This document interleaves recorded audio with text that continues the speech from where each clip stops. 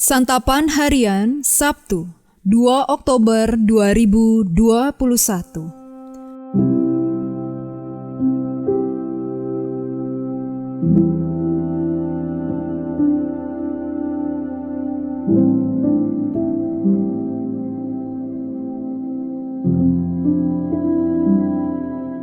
Inilah program Santapan Harian, sebuah program yang mengajak Anda menelusuri isi Alkitab, agar Anda menemukan makna firman Tuhan sesuai dengan konteksnya. Santapan Harian tertuju bagi Anda yang ingin memiliki kehidupan rohani yang segar, kuat, dan sigap.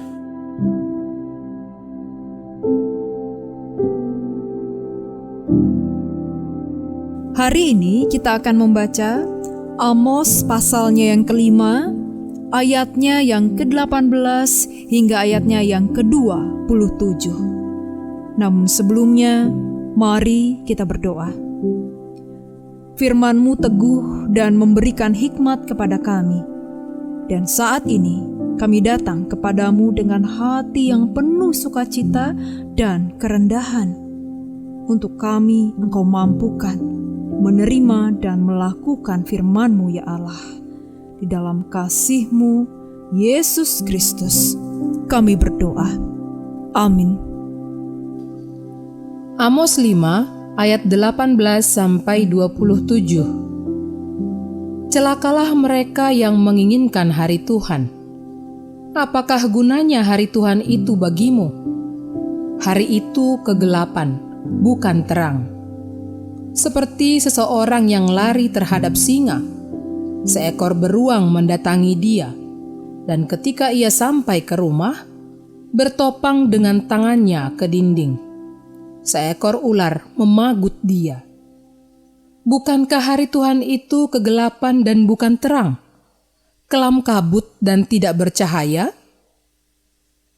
Aku membenci, aku menghinakan perayaan-Mu, dan aku tidak senang kepada perkumpulan rayamu.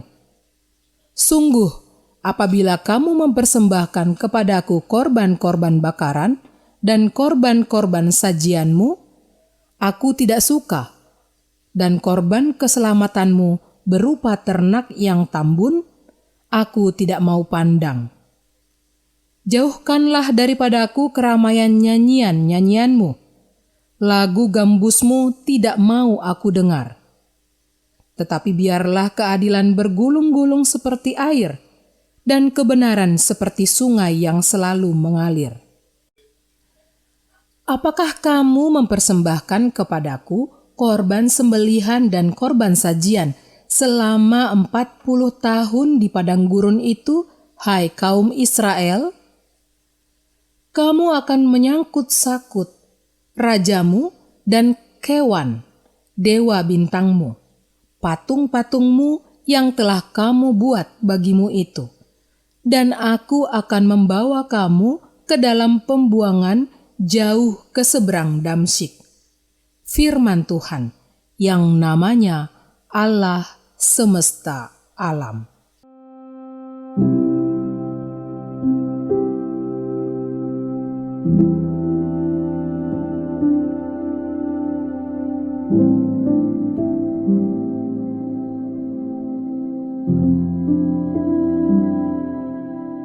Sahabat Santapan Harian, hari Tuhan adalah hari istimewa di mana Tuhan akan memberikan kemenangan bagi umat Israel, sekaligus menjadi kehancuran dan kegelapan bagi musuh mereka. Mereka menginginkan hari itu tiba, namun mereka lupa bahwa kegelapan atau kehancuran pada hari itu bukan hanya bagi musuh, melainkan bagi setiap orang yang tidak berkenan di hadapan Allah, termasuk umat Israel sendiri. Allah melalui Nabi Amos menegaskan bahwa celakalah mereka yang menantikan hari Tuhan, tetapi hidupnya tidak berkenan di hadapan Allah. Mereka melakukan ibadah secara rutin dan membawa persembahan kepada Allah. Tetapi di sisi lain, mereka juga melakukan perbuatan yang jahat di mata Allah. Mereka hanya melakukan ibadah ataupun penyembahan karena ada yang mereka harapkan dari Allah, bukan karena mengasihi Allah. Firman Tuhan mengatakan bahwa Allah membenci ibadah umat-Nya. Allah tidak mau mendengar semua pujian penyembahan mereka. Semua itu dianggapnya hina belaka.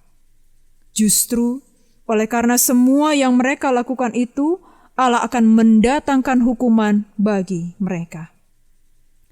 Firman Tuhan hari ini mengingatkan kita agar kita tidak hanya menginginkan keuntungan sebagai umat Allah, tetapi menjadi umat yang mengasihi Allah.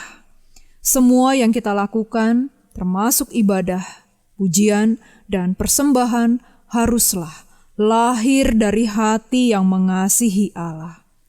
Demikian pula dalam praktek kehidupan kita sehari-hari.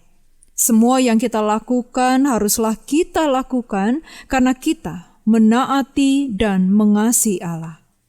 Maka hari Tuhan bukan menjadi kegelapan atau kehancuran, melainkan terang yang membawa kita kepada keselamatan dan hidup yang kekal. Mari kita berjuang untuk mencapai akhir yang membahagiakan bersama dengan Allah. Mari kita hidup sebagai umat yang mengasihi Allah dan sesama. Jadikan hidup kita sebagai persembahan yang kudus dan yang berkenan kepada Allah. Karena itulah ibadah kita yang sejati, yang berkenan di hadapan Allah. Mari kita berdoa. Semua yang menyenangkan hatimu, semua yang memuaskan hatimu, kami mau lakukan segenap hati. Tak akan kami tunda untuk senantiasa mengasihimu dan juga mengasihi sesama di sepanjang perjalanan hidup kami. Kristus, inilah hidup kami.